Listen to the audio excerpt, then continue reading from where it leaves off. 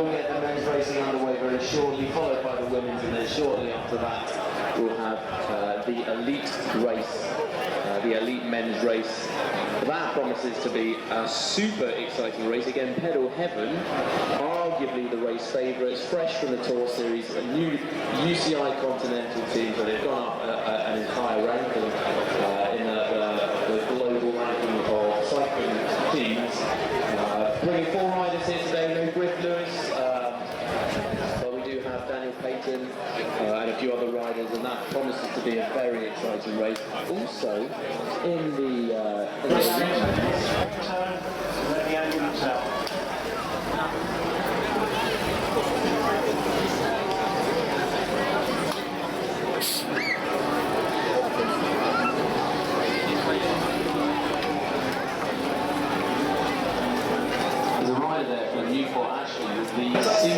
this race is lined up already. Everybody fighting for a wheel. I can't see who's at the front. Okay, coming through the line here. We've got number 36 coming through first. Number 36 led it up there. That's Chris Parker of BCGH. Very close attendance for Jake Garrington of this is split to pieces already there.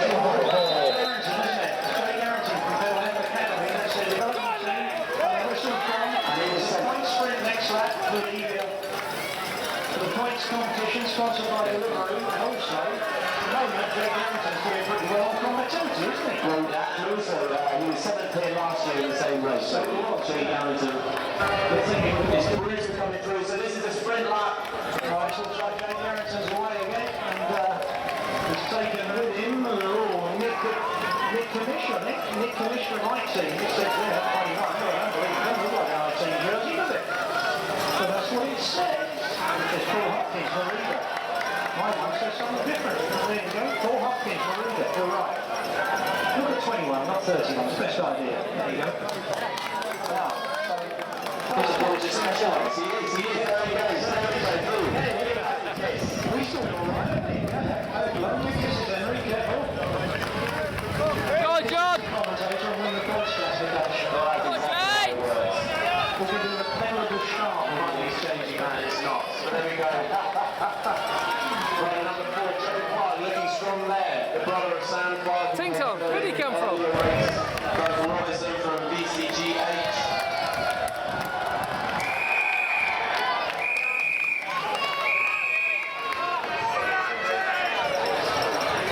55 seconds out lap, is straight slow on the one before.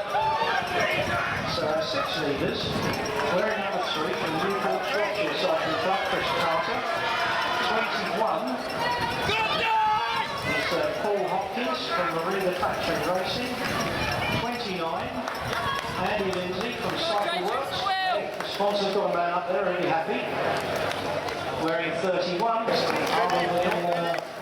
it's possible to get past.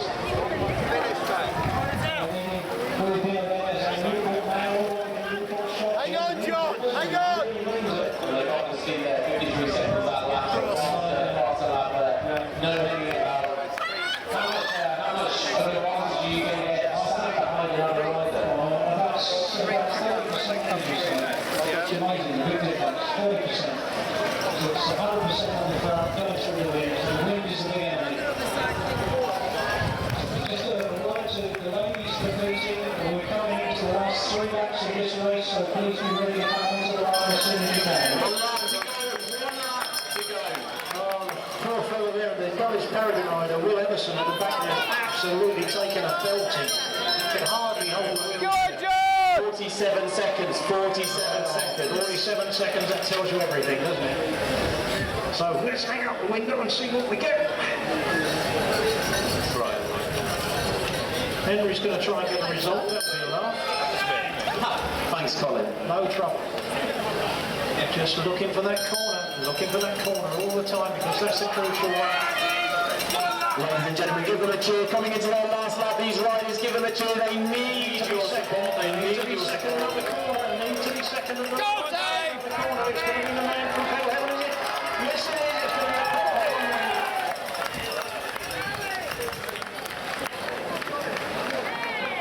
looks to me like a pedal heaven win there. Okay, we had 50, 21, 31, 3 and 14 to my calculations. Let's see what the judges say, shall we?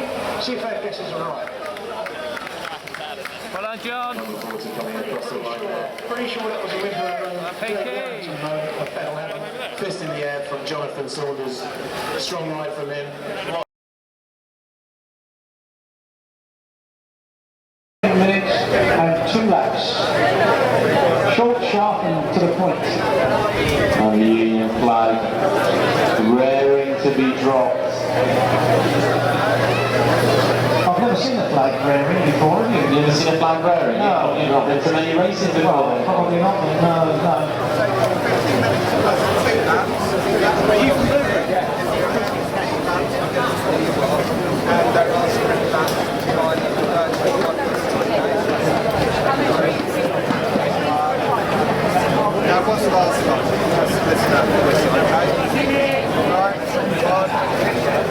Okay, and we are about to get underway very shortly with this, the Blue Group's women criterium, some of the fastest women locally and nationally.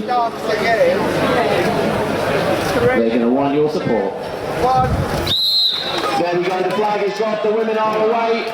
It's a fast start, everybody away cleanly, it looks. Almost. Oh, we've got a pedal out, but she's back in there. I think that was rider number 5, that was Emma. Oh, and whistle, first sprint lap coming up. That was 17 and 3. Victoria Lovett, who was second last year in the girls' race, and Rebecca Carter of Team WLT. There you go, that's an team, you see. That's a team, Oh, Danny, yeah. Incredible gets selected, arguably an outrage, but an incredible result. Okay, and that is Victoria taking the sprint prize there. Victoria Lovett taking it from Rebecca Carter. They look like they're just solidly working as a pair, and I think that's the best thing for them at the moment. The chasing bunch is not far back, probably 5, 6, 7 seconds there. So they've really got to work together as a team to stay away. I think it's possible, they're both very strong riders. What will we see? This is we see Alex Hamilton crossing the line. Crossing the line, give him a cheer. Led this time by Rebecca, Victoria in second place. Oh, and that gap is still saying the same. 2 riders bridging across. It looked like Cara Perryman from Solar Pirates, I think. Couldn't say it. And they are moving very fast.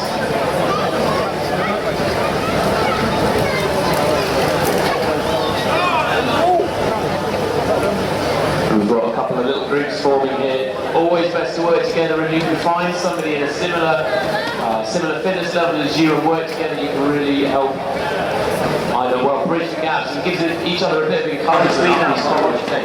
Well, there's about 8 and 9 and maybe closer to it's very tight, isn't it? I mean, further down they struggle a bit, but there's at least 9 or 10 in the mix there. And they've only got to slow for a moment, and they're all going to be back in a big lump. Oh, well, absolutely. And first across the line there was number 20, and that's Matilda Pauls from Sigma Sport. It's definitely a mix. We've seen a lot of riders getting back into the action now. So that early break just hasn't paid off, which is, to be fair, that's quite unusual around here, because an early break normally sets the pattern for the race. Well, indeed. Also, we had there, getting across the line to a rhythm there. No, I was wrong again. Wrong riders. No, I think that was Lucy Evans and Catherine Kimber. Lucy Evans and Catherine Kimber, yeah. They look strange, the same shirts. It's bizarre. Oh, there you go. Can't get them right all the time, but sometimes they... Oh no, I was wrong. Now it's Catherine Kimber just crossed the line there. There we go. Here's the leaders. Phil Pulse and Marika Sumner. Okay, let's get some... Matilda in black for number 20, Marika, and blue on number 26. And still a good chasing group. I mean, they can still get across that gap. They're still working away at it. Well, we've got a group of 2, just maybe a couple of bike lanes in front of the chasing group, so... It's only a few seconds. Is it best to chip off the front, or is it... Oh, and I think I just saw there, with a mechanical... Start messing about at the front. Now there go the leaders. There's Marika on the front in blue, Matilda in black and red. They've got a rider up there with them though now, 23 3 who appears to have gone across. That is Rosie Lethbridge. That's Rosie Lethbridge of the Norwood Paragon CC. Now, Rosie Lethbridge was third in the South East Regional Championship. So she was, so she's got good form.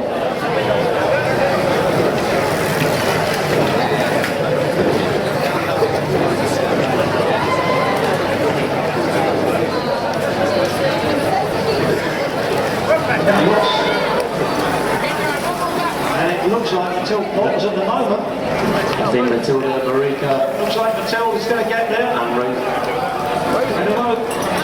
They've already gone past on it. Oh no, yes it is. Is it? You missed him, Colin. They did, and I couldn't read it, to be honest. I think the order we had there, I think it was Matilda took it from Marika, and then we had Rosie Lethbridge third, I think, Yeah, I thought Matilda just got it, yeah. She came out second wheel on the corner, and just went. And let's just remember what happened here last year. It was a race really dominated by the Charlotteville team, taking first place, second place, and third place. First was Alex Payton, who is here today riding as number 34. Second was Rory Townsend, again he's here today riding as 43. Griff Lewis, not here today, third place last year. This is the Dreadnought Elite Criterium. He wants to some of the fastest riders in the domestic scene. A few fresh from the professional Tour Series races. The series has been going around nationally. Colin, tell us a bit about the Tour Series. What can we expect? Similarities? There's a degree of brutality actually from the Tour Series riders. They're used to a very tough start, team racing. We've got there very, very good in the Tour Series. They're right up there in the mix all the time, really fighting. They've got a really good team manager, and really work hard. New signals for the field, and on the Tour Series roster as well. Us the Guildford Academy guys in there. Away they go anyway. There's some sort of pretty uptight black going on. I mean, no idea what's happening. Nobody's told us, so we won't worry. We'll see what's going on. Whoa. Hold up, Jamie.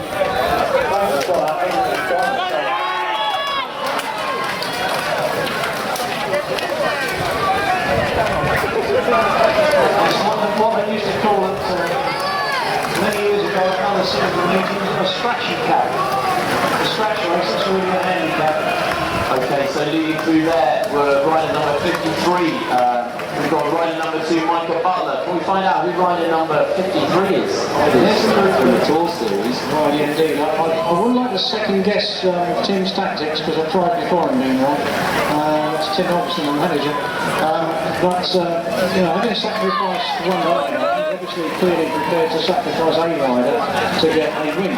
And that's professional racing, isn't it? Well, they are known for that meticulous preparation which is needed for professional bike racing. Coming across the line, we have Richard Marlow again for NFTO, leading that chasing group. He's doing a lot of work on the front. It may be that we're just seeing him. He's having a busy evening, isn't he? He's having a busy evening, is Richard? Yeah. So, as we see Eden Veranda coming across. Now, Pedalhead are getting in command now. They're getting in command and they're splitting the group. Go on, Rory. 1, 2, 3, 4, 5 on the front. That's a team time trial going on. Too fast for me to write down the numbers, but they were led by, again, George Staten Ellis and Matt Stegman.